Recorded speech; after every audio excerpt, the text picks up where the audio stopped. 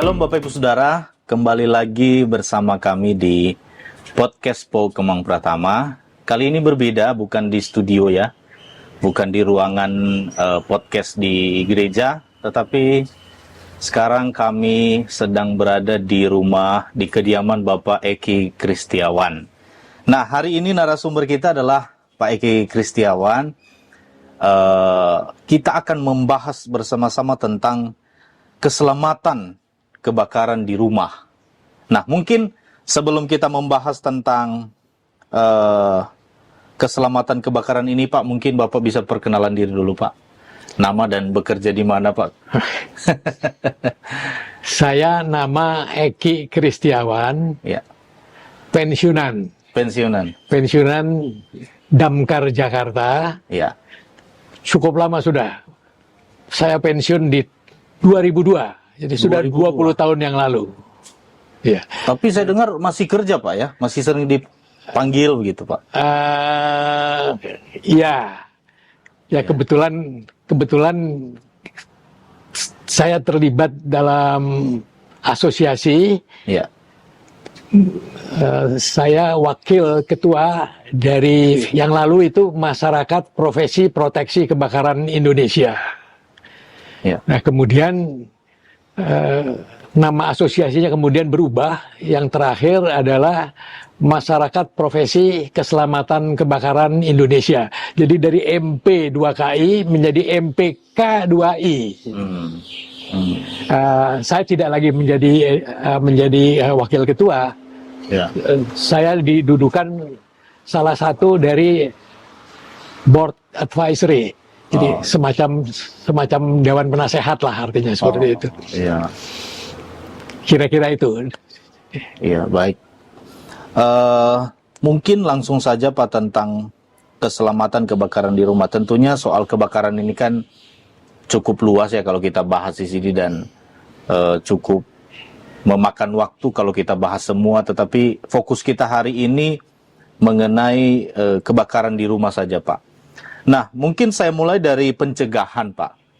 Kira-kira apa yang harus kita lakukan dalam mencegah kebakaran ini? Karena kalau kita lihat, ini pengalaman saya secara pribadi, edukasi tentang pencegahan kebakaran di rumah itu jarang sekali saya dengar. Bahkan saya searching di YouTube, Pak, tidak ada podcast yang membahas soal pencegahan keselamatan kebakaran di rumah ini, Pak. Nah, mungkin saya mulai dari situ, Pak. Iya. Oke ya. Jadi sebelum barangkali saya sampaikan mengenai teknis ya, tentang apa itu pencegahan kebakaran di rumah tinggal. Ya. Barangkali pemahaman tentang pencegahan kebakarannya dulu juga penting barangkali ya. Ya. Kenapa penting pencegahan kebakaran itu? Karena dia menuntut ya. Pencegahan kebakaran itu menuntut. Ya. Menuntut kesiapan. Ya. Kesiapan dari yang punya tanggung jawab di bangunan, ya di pabrik, di industri atau di rumah tinggal kita. Ya. Ya. Sejauh mana kita kesiapan? Kenapa? Pertanyaannya kenapa kita harus bersiap itu? Ya. Jangan salah, masalah api itu adalah masalah di mana kehidupan manusia akan bersama-sama terus. Jadi kita itu di rumah tinggal itu akan selalu berkaitan dengan soal api, dengan soal panas ya. Jadi sampai seumur hidup barangkali. Ya. Dan banyak sekali kebakaran itu justru terjadi bukan dari hal-hal yang besar-besar. Ya. Dari dia hal sekejap ya, tapi bisa menjadi besar gitu. Ya. Dan kemudian lagi, kenapa kita harus bersiap-siap itu? Kita kembali, kalau kebakaran itu terjadi, Ya. pasti yang terancam itu ada nyawa manusia, ada nyawa keluarga kita sendiri, Ya. ada ancaman terhadap harta benda kita. Ya. Ya. Tentang jiwa barangkali itu juga bisa diperluas. Itu bisa meninggal, bisa juga cacat, ya. Dan cacatnya itu juga bisa terjadi cacat yang menahun atau terus menerus seperti itu. Itu satu hal ya. Dan kemudian lagi jangan salah juga anggota keluarga kita itu juga terdiri ya. dari seorang bapak, seorang ibu, bisa juga terhadap ada anak-anaknya, masih kecilkah anak-anaknya, barangkali ada anggota keluarga yang lain gitu. Ada keluarga, barangkali ada kakeknya, ada neneknya dan lain-lain, usianya seberapa gitu.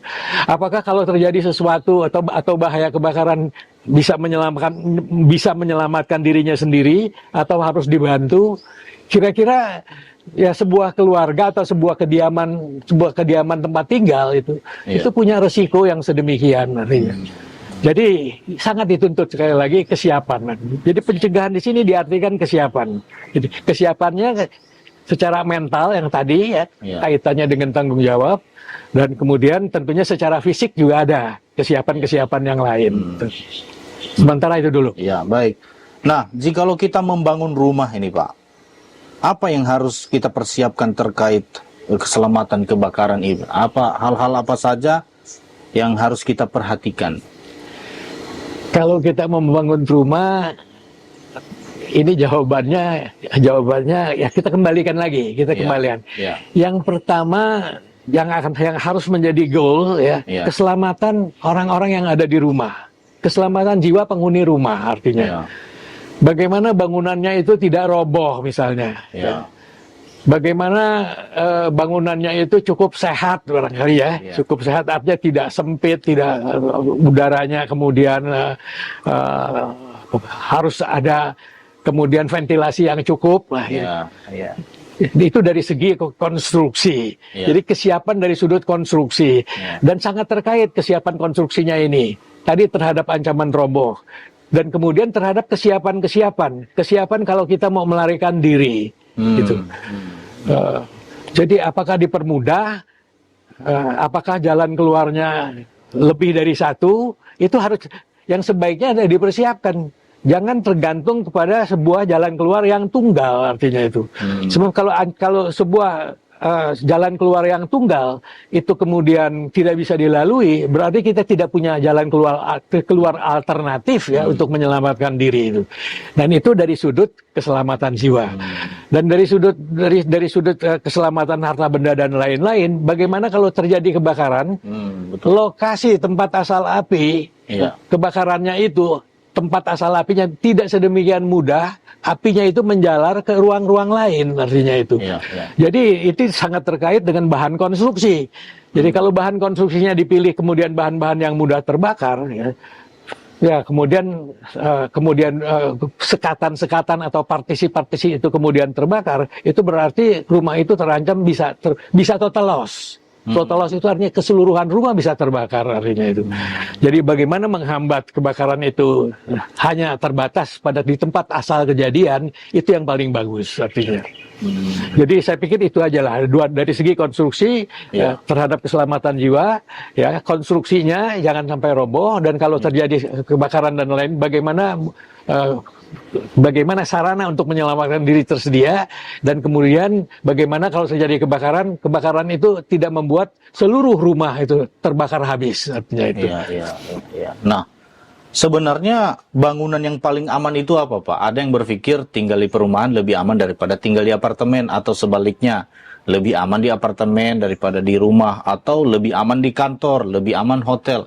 Sebenarnya paling aman itu apa, Pak? Setiap bangunan setiap bangunan itu mempunyai karakteristik bahayanya sesuai digunakan untuk apa bangunan itu. Jadi penggunaan bangunan atau fungsi bangunan itu sangat bermacam-macam artinya itu. Jadi sebuah rumah pun ya mungkin di tempat tidur cukup aman dibandingkan dengan di dapur misalnya dan lain-lain itu. Itu kalau di rumah tinggal Tapi tinggal tergantung bagaimana pembagian ruang di sebuah rumah tinggal dengan konstruksi, dengan bahan yang tidak mudah terbakar dan sebagainya.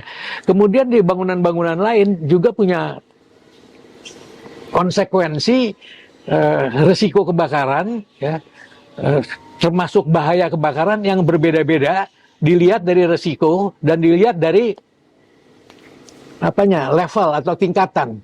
Karena bangunan itu ada bangunan yang kebakarannya dianggap relatif aman ya. Jadi artinya tingkat penjalarannya sukar. Ada yang tingkat penjalarannya itu lebih mudah ya. Atau sedang ya. Jadi ada yang nah itu dalam bahasa fisikanya barangkali yang kelas kebakarannya berat, kelas kebakarannya menengah, dan kelas kebakarannya rendah ya. Jadi tentunya yang kalau kita bicara tingkat kelas kebakarannya mudah, ringan atau berat, itu sangat bergantung kepada tipe penggunaan bangunannya. Jadi tentunya secara gampang kita bisa mengatakan sebuah kafe, sebuah restoran tentunya lebih berat ya klasifikasi kebakarannya dibandingkan dengan rumah tinggal, artinya itu. Tapi apakah seperti itu kan begitu kan itu? Itu secara gampangannya seperti itu kan itu kan. Jadi memang kelas penggunaan bangunan ini ya, kalau nggak salah itu ada sekitar 10 kelas ya. 10 kelas itu. Jadi ada bangunan umum, ada bangunan perdagangan, ada bangunan publik ya. Ada tempat peribadatan, ada rumah tinggal, ada restoran, ada hotel, dan segala macam artinya itu. Jadi mungkin saya bisa katakan kita bicara tentang yang paling rendah kelas kebakarannya, antara lain apa kan begitu kan. Antara ini kalau kita bicara yang termasuk kelas kebakarannya rendah ya bisa rumah tinggal. Rumah tinggal. Baik Pak. Menurut pengalaman Bapak bekerja sudah hampir 30 tahun Pak ya? Bapak 36 tahun. 36 tahun. Penyebab yang sering terjadi terkait kebakaran ini apa Pak yang Bapak temui di lapangan? Ini saya melihatnya agak ini ya. Agak sinis barangkali begitu ya. Agak sinis. Kalau menurut berita hampir di setiap kejadian kebakaran, kemudian beritanya kita terima dari mass media, hampir sebagian besar itu menyampaikan bahwa kebakaran itu diduga karena korsleting. Listrik. Korsleting ini bahasa Belanda. Bahasa Indonesianya itu bermacam-macam, ada yang bilang hubungan pendek, ada yang bilang hubungan singkat, artinya seperti itu. Tapi yang maksudnya ya korsleting itulah artinya itu. Nah, saya agak sinisnya kenapa? Saya melihatnya lebih jauh. Karena lebih jauhnya dalam artian sebab yang sebenarnya apa? Karena itu harus bisa diselidiki ya, diselidiki sampai disidik barangkali. Kalau ada kecurigaan bahwa ini adalah perbuatan pidana ya, barangkali ya penyelidikannya sudah cukup membutuhkan teknologi yang memadai untuk bisa membuktikan apakah ini hubungan pendek atau tidak. Nah, yang sebagian besar itu kita tidak melihat akhir cerita. Akhir ceritanya kita tidak melihat apakah benar korsleting atau tidak, artinya seperti itu. Ini tidak kebakaran yang di rumah pemukiman padat saja dan lain-lain. Kadang-kadang di bangunan besar seperti Kejaksaan Agung pun juga seperti itu juga itu ya. Diduga korsleting gitu. Tapi hasil akhirnya masyarakat nggak jelas artinya itu. Dan sedangkan kita tahu ya, dari segi hukumnya barang siapa ya yang mengakibatkan atau meninggalnya atau musnahnya harta atau kerugian ya, karena kelalaian itu dibedakan antara kelalaian dengan karena kesengajaan jadinya. Jadi sebetulnya kalau tidak disengaja ya kelalaian, tapi dua-dua kelalaian ataupun kesengajaan itu mempunyai akibat hukum atau ada sanksi hukumnya artinya. Jadi bukan berarti yang lalai itu kita nggak tahu hasil akhirnya itu. Dia lalai, tapi dia terkena hukuman atau dibebaskan artinya. Itu akhir cerita itu terputus dan masyarakat nggak tahu dan sebagainya. Nah, terutama kalau kebakaran-kebakaran di lingkungan padat hunian itu.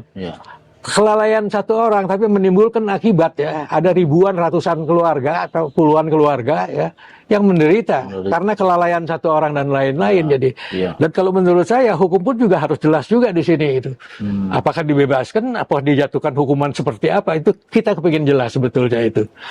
Jadi dan itu ya dari angka statistik yang terbanyak ya, angka kebakaran listrik itu yang terbanyak. Listrik. Iya. Jadi yang persisnya ya bisa saya katakan tuh di atas 50% barangkali ya. Kalau dari gas gitu Pak?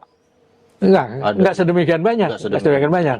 Barangkali dengan peralatan masak, barangkali juga mungkin apakah gas termasuk peralatan masak artinya itu? Iya.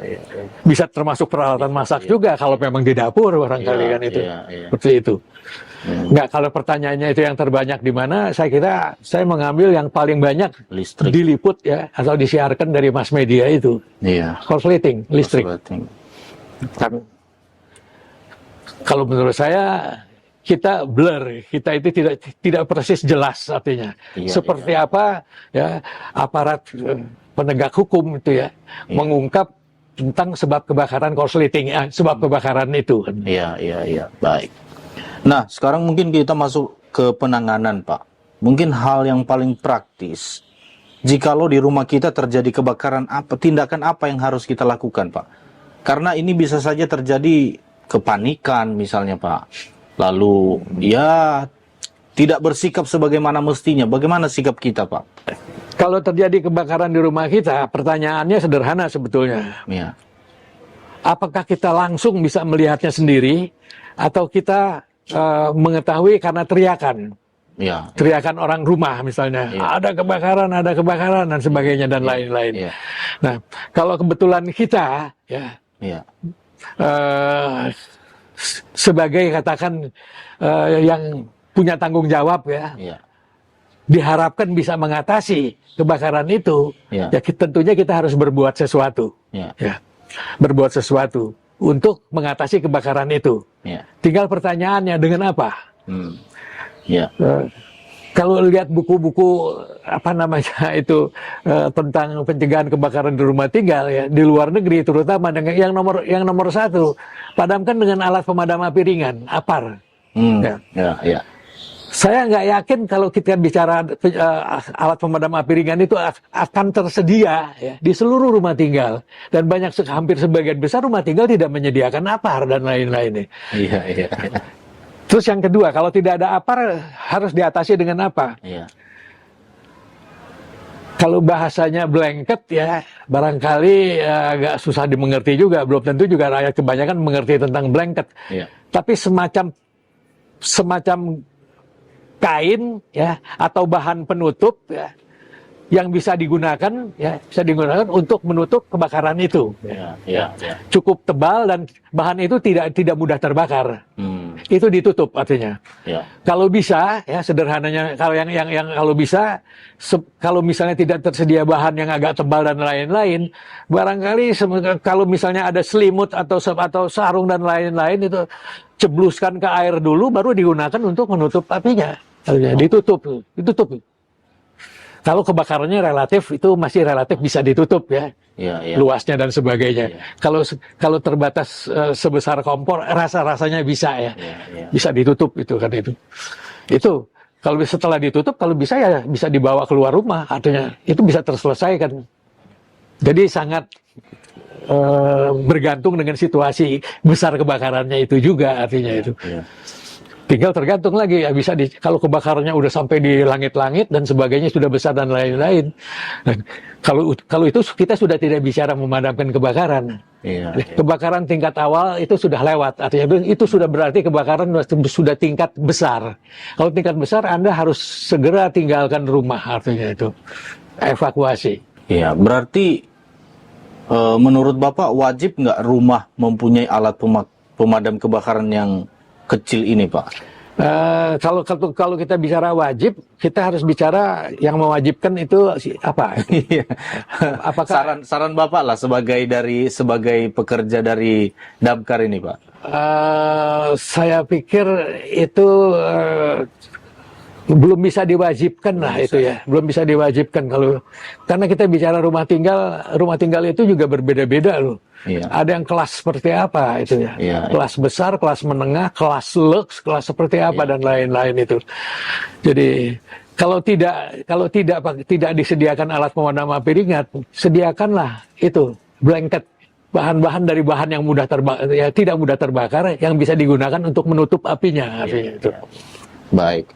Nah, pertanyaan saya selanjutnya, Pak, bagaimana jikalau yang kebakaran rumah ini tetangga kita, Pak? Nah, apa yang harus kita lakukan, Pak? Karena ini berpotensi juga menjalar ke rumah kita, misalnya. Kita tidak punya tanggung jawab ya. Iya. Kalau kebakarannya di sebelah rumah kita Iya, itu ya, iya. untuk menolong memadamkan itu. Iya. Jadi yang menurut saya ya dalam artian tanggung jawab kita menyelamatkan keselamatan anggota keluarga kita dulu artinya. Iya. Itu yang nomor satu. Iya. Nah kemudian yang kedua, apakah kita ingin menyelamatkan lagi harta benda, surat berharga dan lain-lain ini deh? Itu juga terbatas sekali itu. Tapi yang diutamakan kepentingan kita dulu dan lain. Iya. Karena ini bersebelahan. Iya. Anda menyampaikannya seperti itu dan Iya, lain. iya. Setelah itu selesai, udah terselamatkan, apakah Anda mau membantu ikut memadamkan Iya. kebakaran di rumah sebelah itu tergantung Anda sendiri. Iya. Seperti itu. Iya. Iya. Kalau kewajiban, saya pikir yang punya kewajiban banyak loh itu. Iya. Ya, Satpam juga punya kewajiban itu. Iya, Dia wajib melaporkan kepada pemadam kebakaran kalau kebakarannya sudah besar, dan kemudian juga Satpam juga disiapkan juga ya, dengan alat pemadam api Iya, iya. milik lingkungan. Itu juga yang harus digunakan sepertinya itu. Tapi Itu- sebaiknya kalau kayak di gereja itu harusnya ada, Pak, ya, ditaruh di beberapa sudut gitu ya, ada alat pemadam kebakaran ringan. Sepertinya gereja sepertinya ada itu. Ada. Ada. Saya lihat, Ada. tapi terbatas ya. Yang saya lihat di gereja kita cuma satu, Pak. Perlu ditambah berarti, Pak, ya. Kalau satu Anda hanya bergantung kepada peralatan itu, Iya. dan Anda yang menggunakan juga terbatas hanya satu orang dan lain-lain. Iya. Anda nggak ada salahnya kalau Anda miliki kira-kira 3-4 buah tabung pemadam kebakaran Iya, sebetulnya seperti itu. Iya. Iya. Jadi bisa dipadamkan dengan orang yang lebih banyak, artinya Iya. lebih banyak. Iya. Baik. Nah, mungkin saya masuk ke pertanyaan yang lebih dalam lagi nih, Pak, mengenai peran pemadam kebakaran terkait hal ini, Pak. Mungkin Bapak bisa jelaskan. Kalau peran pemadam kebakaran itu sebetulnya cukup banyak ya. Iya, iya. Ya. Cukup banyak. Kalau secara kewajiban ya, Iya. tanggung jawab pemadam kebakaran ada 3 sebetulnya. Satu, dia memadam kebakaran. Iya. Kedua, pemadam kebakaran mencegah kebakaran. Iya. Memadamkan atau menanggulangi kebakaran. Iya. Dan ketiga, menyelamatkan mereka yang terancam ya. Iya. Oh, Untuk menjadi korban seperti itu. iya. Jadi atau tugas-tugas kerescuan artinya itu. iya. Itu sederhananya seperti itu. Iya. Jadi mencegah, memadamkan dan menyelamatkan itu. Iya. Kalau nggak salah pemadam kebakaran Jakarta juga itu dirubah tuh namanya itu. Ya. Gul Karmat ya. Penanggulangan kebakaran dan menyelamatkan jiwa artinya. Ya itu gampangnya seperti itu. Prosesnya biasa bagaimana itu, Pak? Ketika kebakaran di rumah, kita telepon langsung, apakah langsung datang? Kalau dalam konteks pencegahan, Iya. dalam konteks pencegahan belum sampai ada kewajiban pemadam kebakaran itu menginspeksi ya, Iya. setiap rumah tinggal itu. Iya, iya. Ya, tugas pencegahannya itu hanya terkait pada saat lingkungannya itu dijadikan sebuah lingkungan atau sebuah komunitas ya. Iya. Ya. Jadi yang ditinjau oleh pemadam kebakaran itu barangkali lebar jalan, ya, kemudian di mana kira-kira bisa disediakan hidran kebakaran atau tempat tandon-tandon air, itu ya. Kira-kira seperti itulah itu. Pada saat bangunan itu ingin dijadikan sebuah lingkungan. Ya.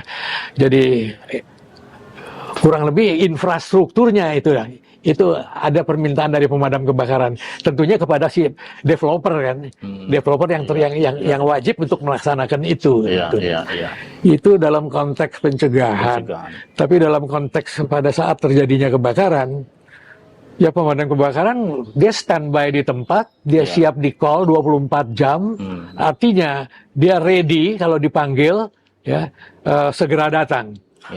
Nah, tinggal persoalan sedikit.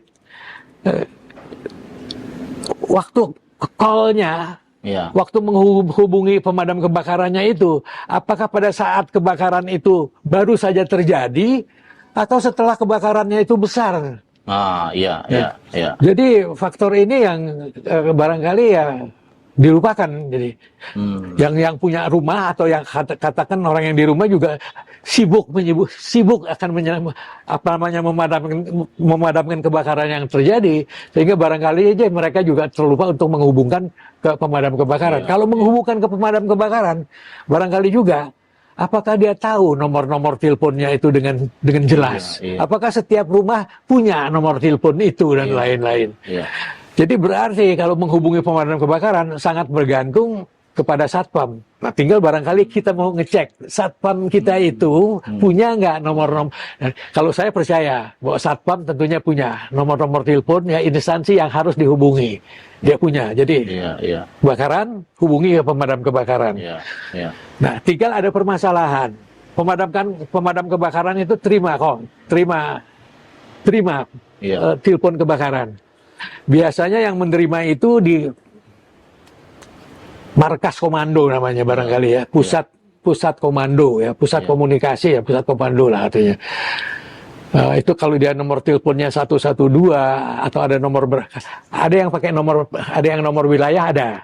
Tapi kalau kita lupa nomor wilayahnya ya 112 itu sebuah nomor yang gampang diingat, 112. Nah, kemudian dari kantor pusat itu atau dari kantornya pusatnya komando itu akan mengirimkan kabar kepada stasiun kebakaran yang terdekat dengan lokasi kebakaran. Artinya apakah wilayah Jakarta Utara, Barat, Selatan dan sebagainya, dan pos mana yang harus dihubungi untuk segera berangkat artinya. Nah, Anda jangan lupa bahwa pada saat kejadian kebakaran dan menghubungi itu, kemudian ada komunikasi yang juga butuh waktu. Anda yang katakan mengalami kebakaran di rumahnya, ya, itu dicek Anda nomor telepon berapa dan Anda akan dicek balik, dicek ulang, akan dihubungi ulang. Betulkah kira-kira di rumah Anda ini terjadi kebakaran? Jadi dalam hal ini si dinas pemadam kebakaran itu jaga-jaga diri. Siapa tahu bahwa beritanya ini berita hoax artinya itu. Itu ya. Kemudian katakan beritanya asli, betul terjadi kebakaran, pemadam kebakaran kemudian mengirimkan berita ke stasiun pemadam kebakaran yang terdekat dengan lokasi. Yang itu juga ada persoalan sedikit. Mereka tidak dalam posisi tidak dalam keadaan siap untuk berangkat. Mereka harus menyiapkan anggota regunya untuk berangkat. Itu juga butuh waktu. Katakan semenit 2 menit lah. Setelah itu baru turun di jalan. Nah, tinggal persoalan di jalan sampai ke lokasi Anda. Itu pun juga barangkali kalau kita lihat Jakarta sangat bergantung lagi dengan kesesakan lalu lintas, tergantung juga jam-jam padat dan segala macam dan lain-lain ini. Secara teoritis atau bukan teoritis, secara kewajiban bahwa pemadam kebakaran diwajibkan harus tiba setelah menerima berita, dia harus tiba di lokasi tempat kejadian dalam waktu 15 menit. Tiba di lokasi, tiba di tempat kejadian, tiba di TKP 15 menit setelah berita diterima. Ya. Ini harus diperjelas sebetulnya. TKP ini kalau di bangunan bertingkat Ya. bisa terjadi bukan di lantai 1 atau bukan di lantai dasar. Bisa terjadi TKP-nya terjadi di lantai 20, di lantai 30, lantai di sebelah atas dan sebagainya Iya, itu. betul. Jadi itu membutuhkan juga pemahaman juga dan penjelasan juga. Apakah iya pemadam kebakaran dituntut harus dalam waktu 15 menit ya sampai di lantai 22 seperti itu dan lain-lain. Di mana pemadam kebakaran pun sebelum sampai ke lantai 22 dia juga harus memeriksa lebih dulu. Apakah lift kebakaran tersedia? Apakah saluran pipa tegak tersedia di bangunan itu, sehingga pemadam kebakaran cukup bawa selang saja, artinya itu untuk sampai ke lantai 22. Sebab kalau ternyata hidran kebakaran gedung atau instalasi pipa tegaknya tidak tersedia air, pemadam kebakaran pun atau katakanlah airnya kemudian sistem supply airnya ternyata tidak bekerja, pemadam kebakaran tidak punya senjata untuk sampai ke lantai ke atas itu. Itu harus dipastikan lebih dulu dan lain-lain. Dan sebetulnya gedung tentunya bisa ditanya, pemadam kebakaran bisa bertanya bagaimana landing valve-nya oke, hidran kebakaran di sana oke, dan barangkali tolong pakai lift kebakaran. Antar saya ke tempat lift kebakaran atau pemadam kebakaran melihat sendiri. Biasanya ada, kalau di lantai dasarnya ada tulisan fire switch ya, itu menandakan bahwa gedung itu punya lift kebakaran gitu, yang bisa dipakai artinya itu. Ya, dan semua lift yang ada di gedung itu semuanya dalam keadaan di lantai dasar. Hanya lift kebakaran itu yang bisa dioperasikan. Nah, itu kalau dalam konteks kebakaran di gedung bertingkat artinya. Kalau di gedung pemukiman yang biasa dan sebagainya itu mereka bisa langsung ke lokasi. Kalau syukur-syukur pemadam kebakarannya tersedia infrastruktur jalan yang cukup lebar, ya nggak ada got-got yang sempit-sempit dan sebagainya. Ya. Apalagi tidak dalam posisi jalan buntu. Sehingga mobil pemadam kebakaran dengan mudah bisa berputar arah seperti itulah kira-kira itu. Karena mobil pemadam kebakaran kalau saya lihat besar-besar Pak ya, tidak seperti mobil pribadi besar. Iya, baik Pak. Pertanyaan yang terakhir dari saya Pak, apa tantangan sebuah kota besar terhadap pencegahan kebakaran ini Pak? Kalau pertanyaannya tentang pencegahan kebakaran, itu banyak sekali ya sebetulnya. Sejauh mana pemadam kebakaran itu bisa mengedukasi publik. Ya.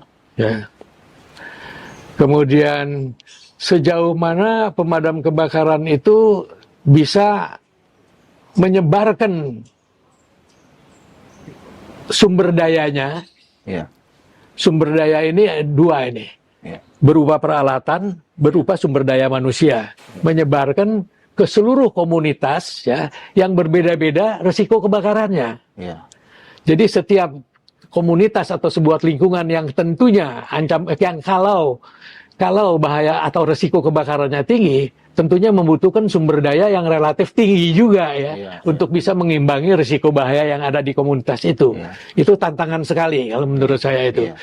Jadi itu dalam segi kesiapan itu, pencegahan kebakaran dalam arti menyiapkan sumber daya yang siap. Dan yang ketiga, kemampuan pemadam kebakaran menginspeksi seluruh bangunannya yang risiko kebakarannya berbeda-beda tergantung fungsi dan penggunaan bangunan itu, baik kecil maupun besar maupun menengah, rendah atau tinggi ya, itu juga harus bisa diinspeksi. Dan sepengetahuan saya, pemadam kebakaran di Jakarta tidak mempunyai inspektur kebakaran yang cukup untuk menginspeksi bangunan-bangunan yang harus diinspeksi ya. Tidak seluruh bangunan yang harus diinspeksi, tapi ada kriteria harus diinspeksi. Tapi yang harus diinspeksi ternyata pemadam kebakaran pun tidak punya cukup ya, personil yang cukup untuk menginspeksi artinya itu. Mungkin sedikit intermezzo, apakah kondisi ini hanya dialami misalnya Jakarta, bagaimana dengan kota-kota besar lain di dunia? hampir sama. Kota-kota besar di dunia pun juga seperti itu ya. Sebagai contoh barangkali yang saya ingat itu London ya.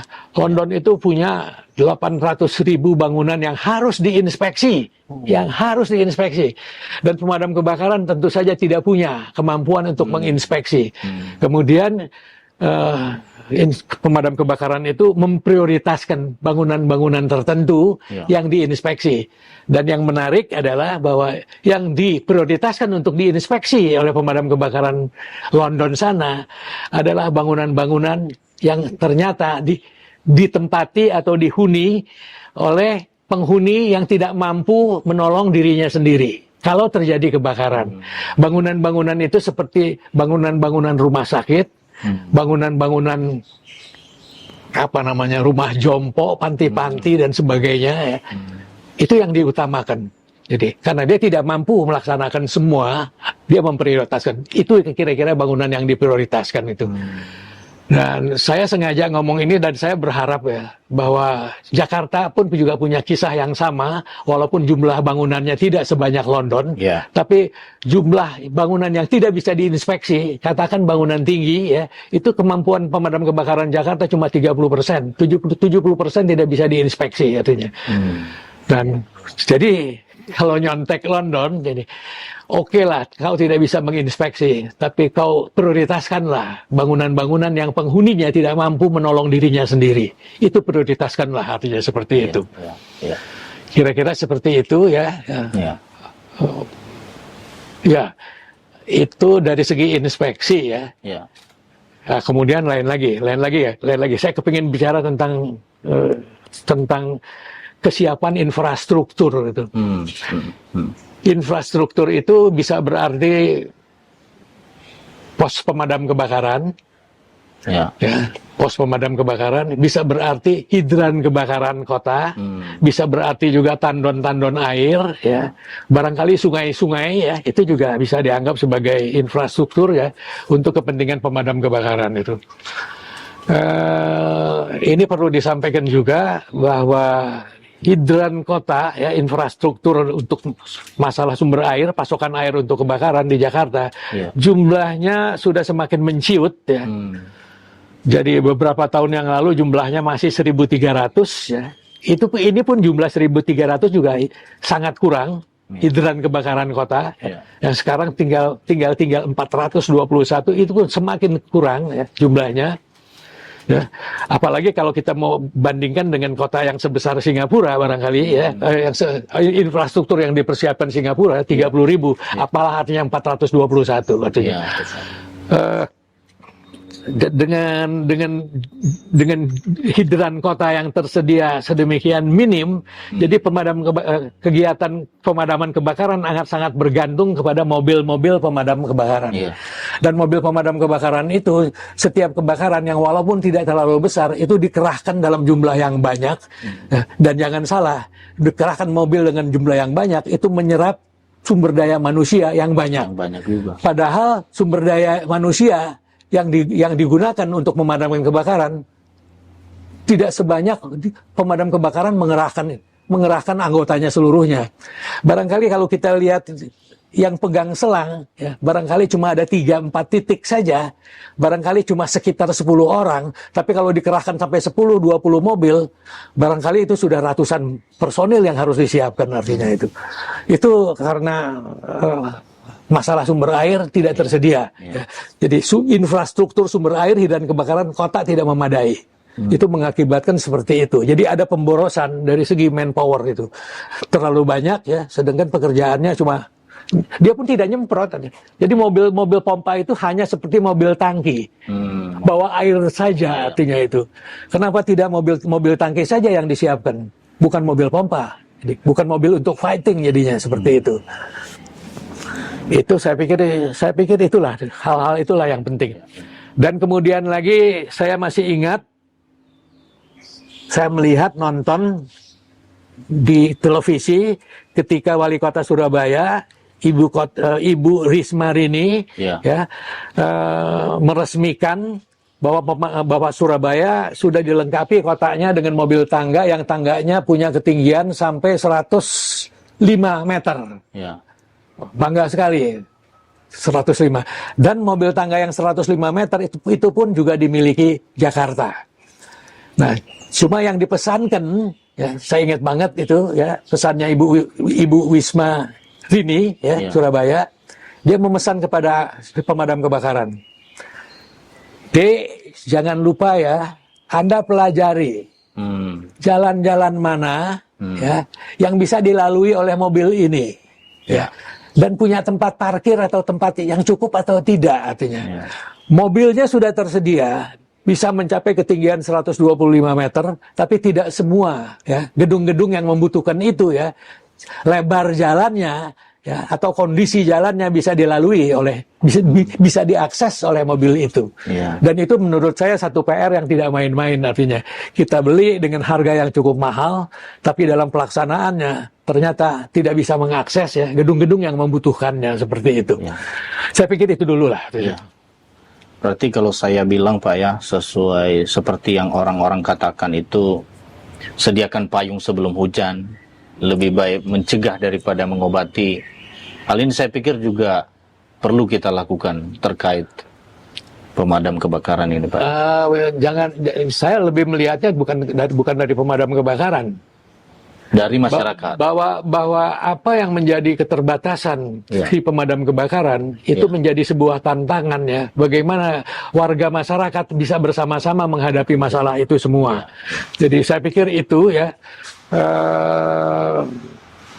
jangan bergantung kepada pemadam kebakaran.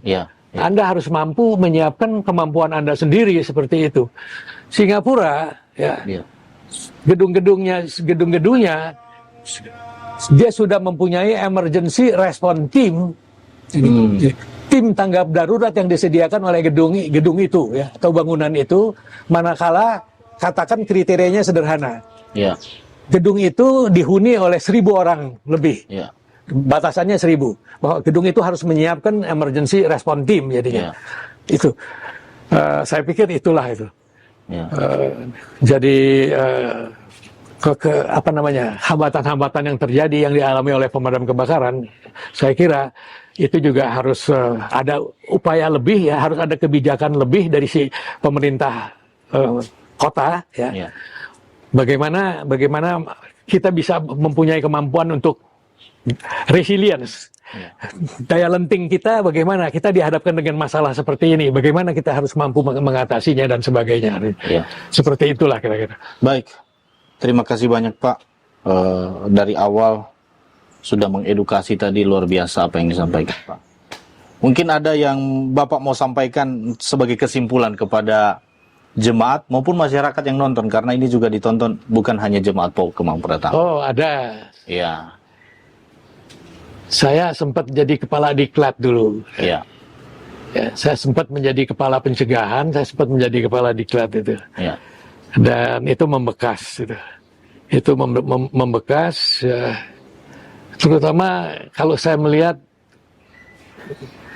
tantangan yang dihadapi oleh pemadam kebakaran yang sekarang ini. Gedung-gedung tinggi, gedung-gedung prestisius ya, itu semakin meninggi. Bahkan kalau ditambahkan sedikit, Gubernur Anies yang lalu menyampaikan bahwa Jakarta itu ingin dijadikannya sebagai sebuah kota internasional, terutama untuk belahan dunia bagian selatan dan sebagainya. Dan saya pikir itu betul. Jadi gedung-gedung tinggi Jakarta sudah lebih banyak Jakarta dibandingkan dengan Beijing. Walaupun kita punya sekitar 1.000 gedung tinggi ya saja, tapi sudah lebih banyak dari kota Beijing artinya. Nah, tantangan-tantangan seperti itulah yang dihadapi. Ya. Nah, dalam konteks dengan kesiapan SDM, itu juga sangat berarti artinya. Jadi, ada kemajuan yang saya lihat itu, yang diviralkan terus-menerus itu. Bahwa pemadam kebakaran itu, kalau ada kejadian, ada ular sanca itu, seringkali ya, itu diekspos besar kemampuannya, dan itu bagus. Kemampuannya sepertinya menolong masyarakat lah seperti itu.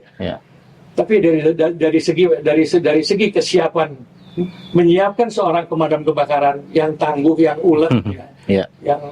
yang punya kompetensi dan lain-lain, itu tidak mudah artinya. Yang perlu diinformasikan bahwa diklat pemadam kebakaran, ya, untuk menjadikan seorang pemadam kebakaran itu cuma diberikan waktu untuk training 7 hari sekarang ini. 7 hari. 7 hari. Dan menurut ini mohon maaf ya, Amerika membutuhkan waktu 2 minggu hanya untuk melihat apakah calon pemadam kebakaran ini secara fisik dan mental Siap. oke untuk menjadi pemadam kebakaran. Dia butuh waktu untuk meneliti itu, dia butuh waktu 2 minggu dan lain-lain. Kita butuh 7 hari udah langsung jadi pemadam kebakaran seperti itu. Kita ketinggalan dengan Singapura, Iya. 6 bulan, kita ketinggalan dengan Jepang 8 bulan untuk menjadi pemadam kebakaran dan lain-lain. Jadi ya, bahwa pemadam kebakaran itu harus bisa menjawab segalanya, persoalan-persoalan yang, dan ini sangat menyangkut kepuasan publik tentunya ya. Sayangnya kita tidak punya data penelitian. Jadi kan bukan data penelitian. Kita tidak punya kantor statistik gitu ya, yang bisa memberikan laporan data fakta ya, yang terkait soal-soal kebakarannya. Seberapa banyak, bagaimana kerugian, seberapa cepat, waktu tanggapnya dan sebagainya dan sebagainya. Kita sangat kekurangan data itu. Dan Indonesia tidak punya. Indonesia tidak punya data statistik ya, yang bicara tentang statistik kebakaran nasional. Ya. Jadi apalagi ya, kota Jakarta mungkin punya, tapi itu juga belum pernah diawasi secara teliti seperti itu dari data statistik. Kemudian satu lagi mengenai masalah SDM, ini sengaja juga saya bicara, kita tidak pernah kepikir bahwa penyediaan sumber daya itu juga bisa lewat SMK, dan perlu ada SMK pemadam kebakaran ya, atau proteksi kebakaran atau pencegahan kebakaran, terserah. Jadi, dan itu sebetulnya untuk menyediakan sebetulnya sumber daya yang bisa digunakan kan untuk bekerja, apakah di swasta, apakah untuk menjadi pemadam kebakaran. Kira-kira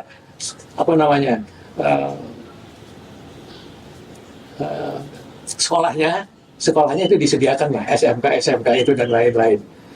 Ya, agak sinis saya melihatnya, karena kita mampu menyiapkan SMK untuk rias pengantin, untuk segala macam, dan kita tidak mau tahu tentang SMK kebakaran. Mudah-mudahan ada para donatur, ada orang-orang yang punya duit banyak, yang barangkali terketuk, yang bisa menyiapkan SMK, dan itu dibutuhkan kalau menurut saya. Makasih.